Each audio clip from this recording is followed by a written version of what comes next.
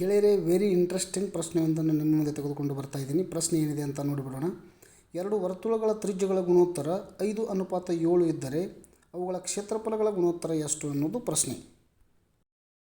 Option 1 5:7, option 2 25:7, option 3 49:5, option 4 25:49.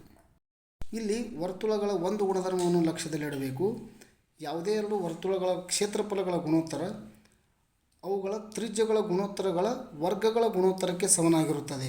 ಅಂದರೆ ಇಲ್ಲಿ ತ್ರಿಜ್ಯಗಳ ಗುಣೋತ್ತರ 5:7 ಅಂದರೆ 5:7 ಇರುವುದರಿಂದ 5ರ ವರ್ಗ ಮತ್ತು 7ರ ವರ್ಗ ಇವುಗಳ ಗುಣೋತ್ತರಕ್ಕೆ ಆ ಎರಡೂ ವರ್ತುಳಗಳ ಕ್ಷೇತ್ರಫಲಗಳ ಗುಣೋತ್ತರ ಸಮನಾಗಿರುತ್ತದೆ ಎಂದರ್ಥ.